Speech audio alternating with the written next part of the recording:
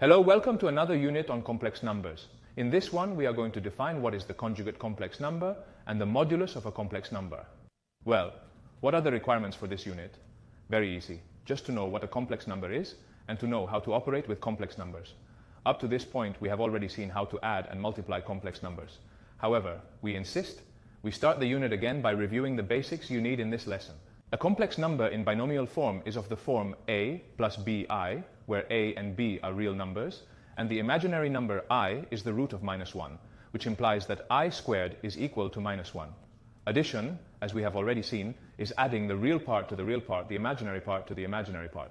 The product was done in two ways, either by applying the distributive property of the product with respect to the sum, as we have done so far, and taking into account that I squared is equal to -1, or by applying this formula that you see on the screen.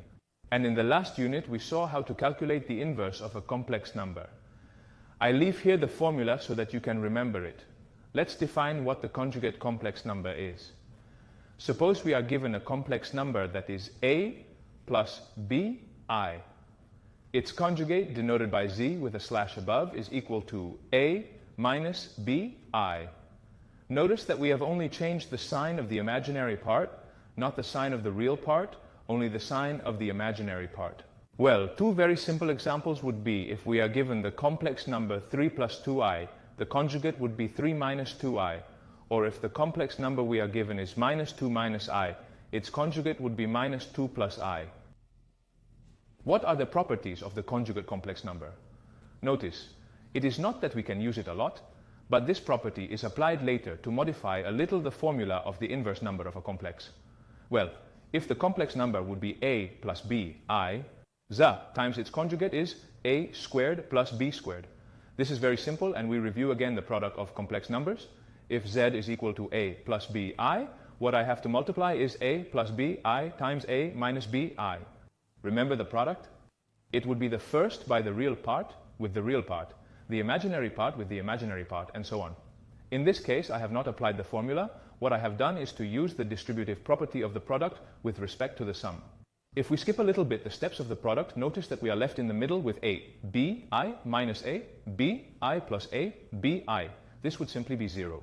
And remember now that I squared was equal to -1, so the sign of b squared will change. Conclusion gives us a squared plus b squared. It is simply a theoretical proof that a number by its conjugate is a squared plus b squared, or what is the same, the real part squared plus the imaginary part squared. Well, given a complex number, let's define the modulus of z, and denote it as you see on the screen, as the square root of the square of the real part of the complex number, plus the square of the imaginary part of the complex number. Sounds familiar? That was z times z conjugate. In this case, what properties can the modulus have? Very easy. Notice, if we square the modulus, the square root would go away. We will have a squared plus b squared, and as I announced 2 seconds ago, that's simply z times z conjugate, as we saw before. And another very simple property is that the modulus of z is equal to the modulus of z conjugate. If you don't see it clearly, you should write it down on a piece of paper and see how this happens. Actually, the only difference is that z conjugate has a negative imaginary part, but when we introduce it in the formula of the modulus, when we square it, that negative disappears, and therefore the modulus is exactly the same. Well, remember that the inverse of a complex number had this formula. Now we have a couple more tools that we're going to apply to the formula for the complex number for the inverse of a complex number.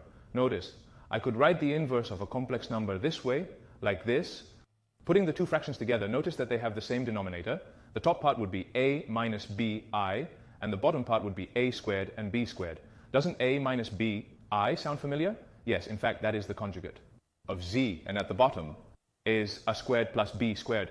If you remember, the previous property is the modulus of z squared. As you can see, conclusion, we can define the inverse of a complex number z as the conjugate of z divided by the modulus of z squared. Notice that the modulus of z squared is a real number. It is a real number. It is not a complex number, so here we do not have to multiply the inverse or anything. It is simply a complex number divided by a real number.